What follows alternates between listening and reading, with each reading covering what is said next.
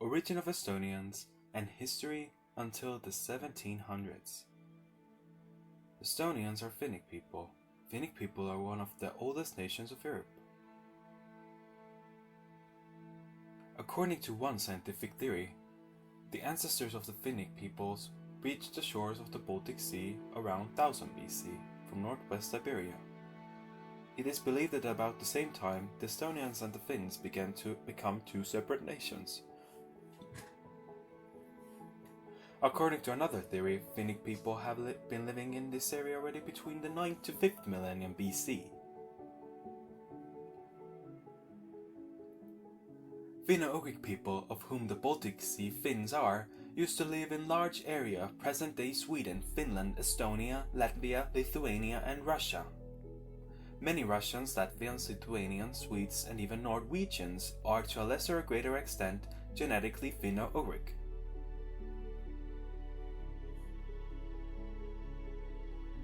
About 7.4 to 8.2 million people today consider themselves Finnic, of whom Finns 6.2 to 7 million, Estonians 1.1 million, Karelians 75,000, Vepsians 6,000, Isaurians 1,000, Livs 200 and Vodic 100. Finnic languages are largely mutually understandable to this day. Most Finnic and other Finno-Ugric peoples and languages have been at high risk of extinction, especially from the beginning of Middle Ages. The most known example of a language that went extinct as a mother tongue is Livonian in modern-day Latvia.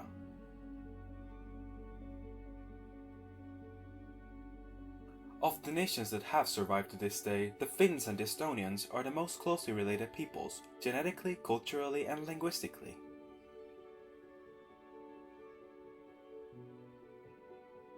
The prehistoric history of Estonia dates back to around 9000 BC and lasts until the 13th century AD. The information about this period comes mainly from archaeological excavations and later from a few written sources. For example, the Roman Empire, Scandinavian sagas, Old Russian chronicles, Livonian chronicles of Henrik, and Nestor chronicles. The oldest settlements in Estonia are the Puli settlement,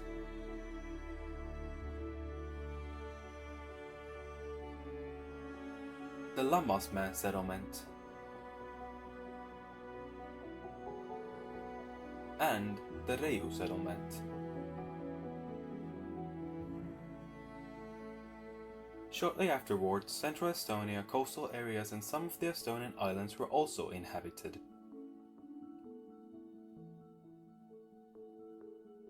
Around 4000 BC, representatives of the chamber ceramic culture, sometimes considered the direct ancestors of Finnic people, began to appear.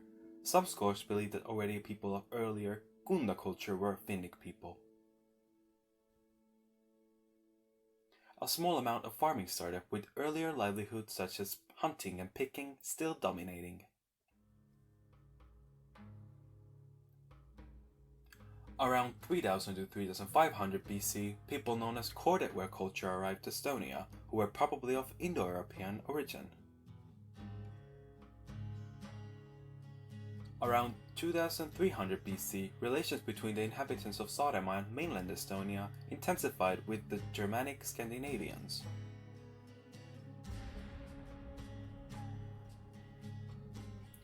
During the Bronze Age, the Estonian inhabitants had also very close trade relations with Scandinavians and southwestern Finland, as the stone-schist grays began to spread across the Scandinavia, Finnic region and Latvia.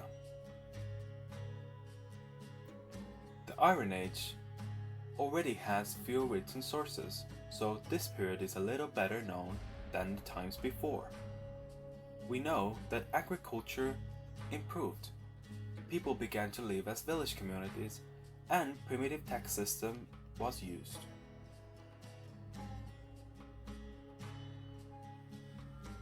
In addition to other Finnic people and Scandinavians, trade relations were established with southern countries, including the Roman Empire. The collapse of the Roman Empire and the migration period after that also influenced Estonia. Trade networks collapsed, and the Baltic and Slavic tribes began to invade northern lands, including the territory of modern-day Latvia, farther from where they originally come from.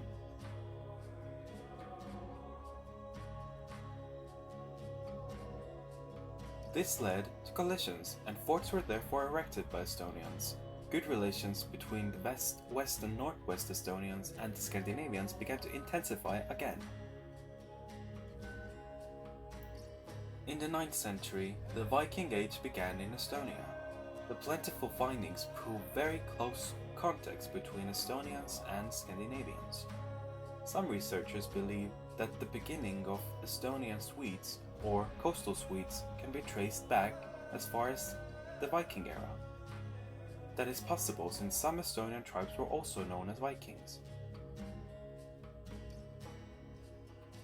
Actually, Scandinavian sagas do not differentiate Estonians from Scandinavians, something that was done with most other nations. Recently, a Viking Age jewelry in western Estonia was found, which is believed to be worn by the Viking king. All this shows us that Estonia was considered as an integral part of Scandinavian culture beginning from the 9th century.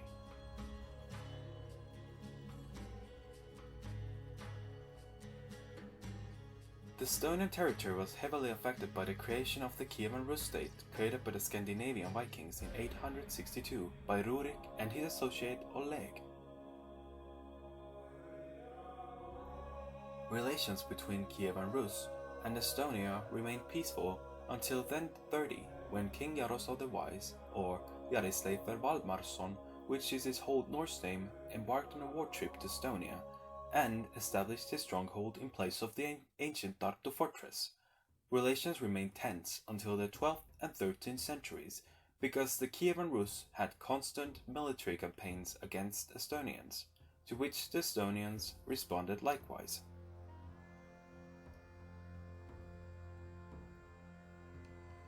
It is unlikely that Estonians had central government or king already by the end of the ancient Estonian time period. It is believed that each county and parish in ancient Estonia ruled themselves. People's livelihoods were agriculture, hunting, fishing, forestry, iron production from the local marshes, from which gunsmiths produced weapons for the local and foreign markets.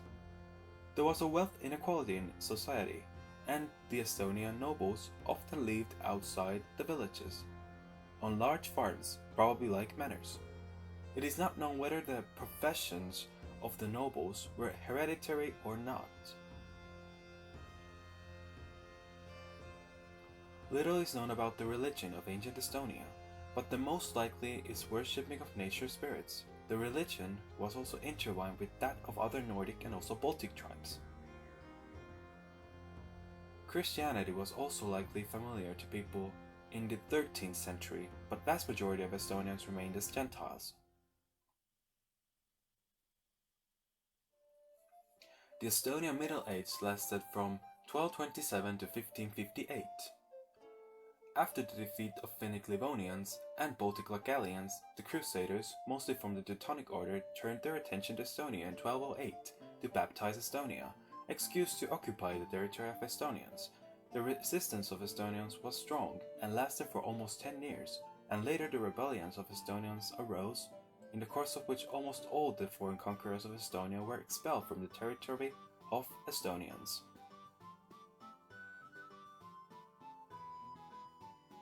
The ancient Estonian War of Independence, which ended in 1227, is considered to be the turning point when whole of Estonia surrendered to foreign power. Northern Estonia was conquered by the Danish kingdom, and the rest by Germans.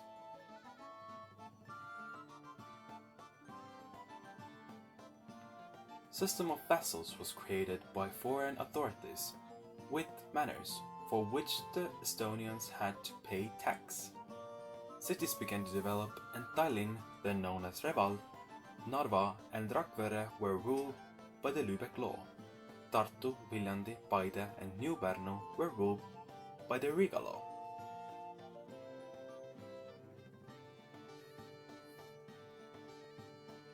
The city authority and judiciary were the town council and the highest officials in the city, the burghers, as well as the writer, jurist, and the town clerk.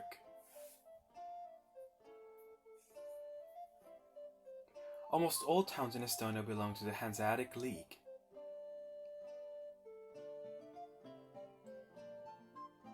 There were merchants' associations in towns, with Great Guild of Dublin and the Brotherhood of the Blackheads as the most known. There were also some craft guilds in towns. The majority of urban and rural population was made up of Estonians, who were called non-Germans, but they belonged to the lowest class. The cities were run by German merchants.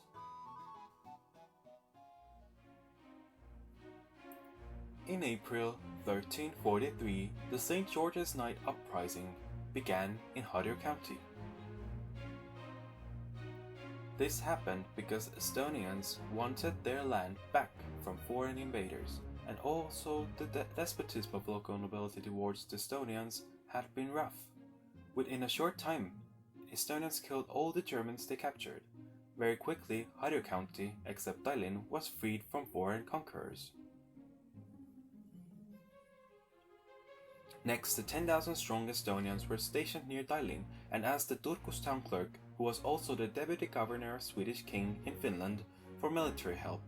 The Swedish king and his forces promised to help the Estonians, but unfortunately it was too late when they arrived in Tallinn. The uprising was already suppressed by Germans, and whole of Estonia went under the Livonian Order, since Denmark sold northern Estonia.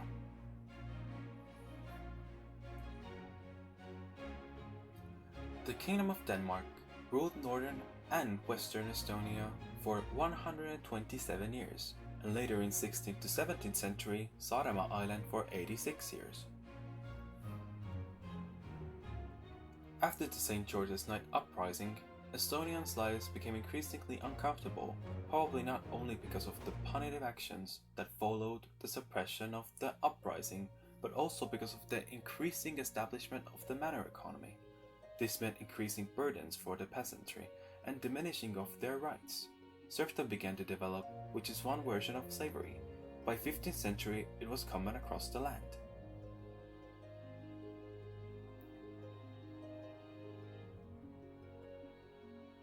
At the same time, the land judges also began their search for the runaway peasants, since they were fully owned by their landlords. Not all Estonians had the same restrictions, because the peasantry had different categories. There were free peasants, who just paid rent with money, land peasants who paid the common tax, which was paid with part of their crop, and free work for the feudal lord. In addition, there were also servants, who usually did not own land, and had to work for others. At the beginning of the Middle Ages, there were also some native Estonian landlords, but by the end of the 14th century, they probably had Germanized.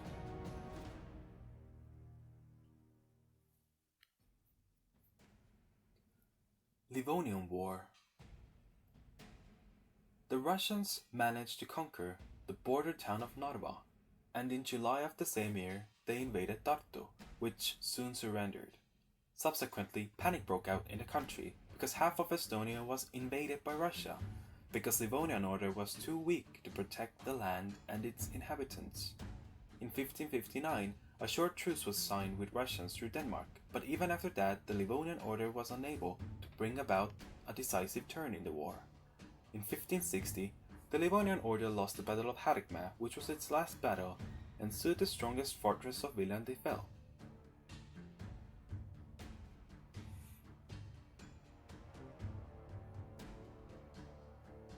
Livonian Order and the landlords everywhere began to seek opportunities to surrender to the power of neighboring rulers. The German Livonian Order ruled Estonia over 325 years.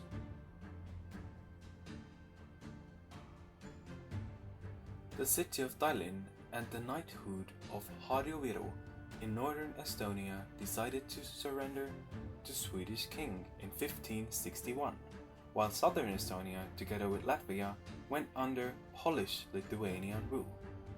The Livonian Order and the archbishop finally surrendered to Polish king in 1562, and this can be considered as the end of the Livonian order.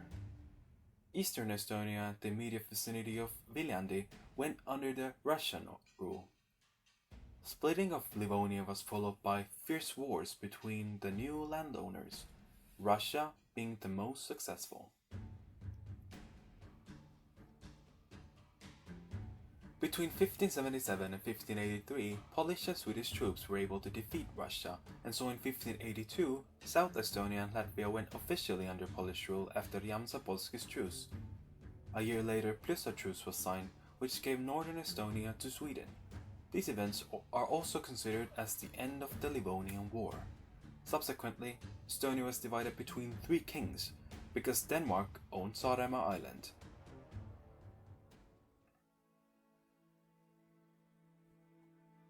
Poland ruled southern Estonia for 68 years. Livonian nobles demanded that their privileges should be left untouched. King Sigismund August confirmed the privileges of Germans. Serfdom of the peasants, land was given back to the German landlords. The Lutheranism had to be preserved and all positions filled with Germans. However, after 1582, the Polish authorities began a counter-reformation. Jesuits arrived in Livonia trying to re-establish the Catholic faith. The Jesuits also created a high school in Tartu, where a university was established, later during the Swedish kingdom's period. In addition, Poles were brought in as officials and the rights of Germans were curtailed. However, the Polish authorities were unable to carry out many of the planned reorganizations, since from 16,000 onwards, wars with Sweden broke out, and in 1629, the Altmark Truce gave the entire Estonia's territory to Swedish King Gustav II Adolf.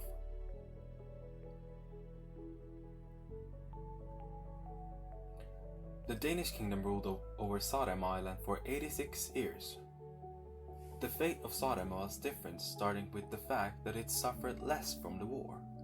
The Danish authorities reaffirmed the nobility's private privileges, and the nobility formed the knighthood of Saaremaa. Denmark had a rather difficult province to govern, far from its other territories, and therefore the local nobility had very large arbitrariness. The Swedish kingdom ruled over northern Estonia 149 years, including the 81 years that Sweden ruled over whole of Estonia. Northern Estonia was again renamed the Duchy of Estonia, Estland, and the local nobility, which formed the Estonian knighthood in 1584, retained much of its influence. The lands were administered by the governor and the manors were ruled by the bailiffs. From the end of the 16th century, the positions of the Lutheran Church were actively strengthened.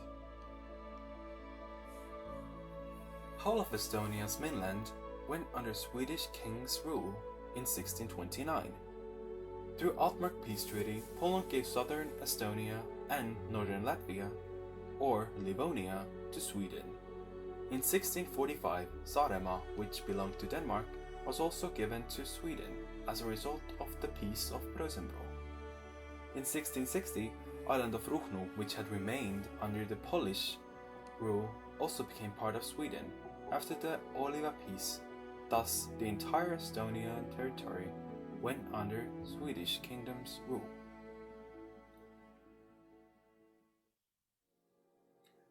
By the time the Altmark Truce was made, the war in Estonia had been going on for about 70 years. The land was largely deserted, and some cities in ruins. The population of Estonia had almost halved to just 100,000.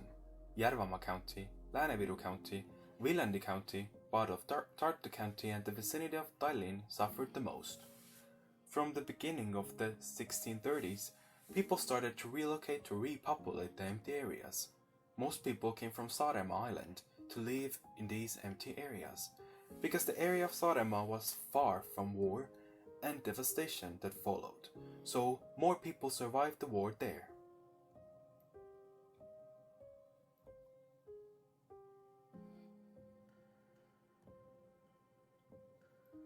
The landlords favored relocation by giving tax incentives to newcomers. In addition to Estonians themselves, quite a lot of people of other nationalities moved to Estonia. Of all of the foreign newcomers, Russians, probably also Finnic people living in Russia, and Finns from Finland made up the majority. Russians settled mainly in eastern Estonia, and the Finns settled in Harju County, Viru County, as well as around cities of Põltsamaa and Tartu. Also some Latvians moved to Valga area in southern Estonia. In addition to Russians, Finns and Latvians, people of other nationalities also relocated to Estonia, but in much lesser extent. Germans, Poles, Lithuanians, Swedes, Hungarians, Dutch, Scots. All people of foreign nationalities became Estonians linguistically and culturally quite quickly, because after all, they moved to live among Estonians. The fact that the birth rate of ethnic Estonians was high after the wartime was contributed to the predominance of Estonians and the Estonization of foreigners. Despite that Estonia was under the Kingdom of Sweden, the nobility stayed mainly German.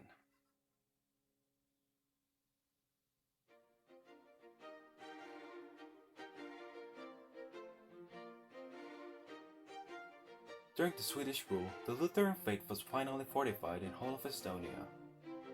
Superintendents were appointed and attempts were made to eradicate the peasant Catholic tradition at all costs.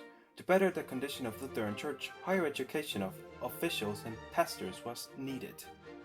Therefore, King Gustav II Adolf of Sweden and his teacher Johann Skytt decided to establish the University of Tartu, which took place in 1632. The university was initially active in Tartu, and later for some time also in Tallinn and Pärnu after Swedish time.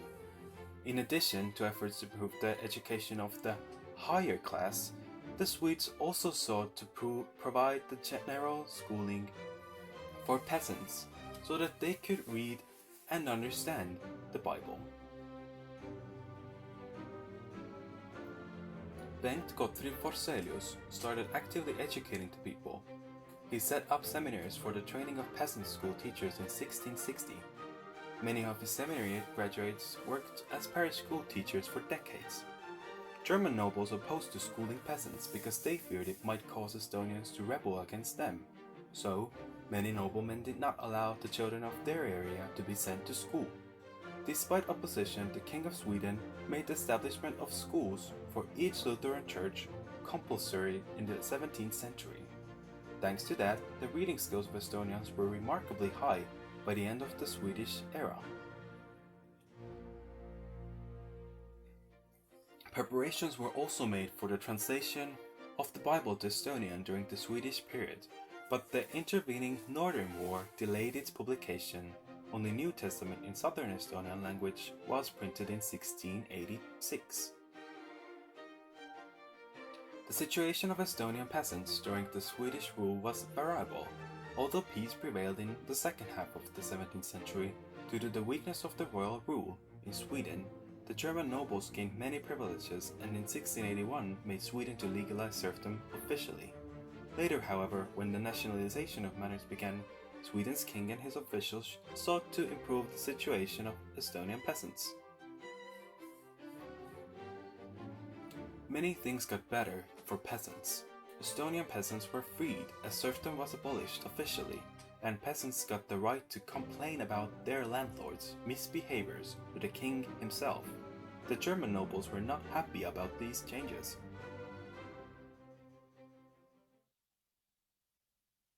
The end of the Swedish period was difficult for Estonia because in 1695 Great Famine broke out lasting for about 2 years. 70,000 to 75,000 people, mostly peasants, perished. People didn't even have time to recover from this catastrophe when the land was hit with a new one. The Great Northern War.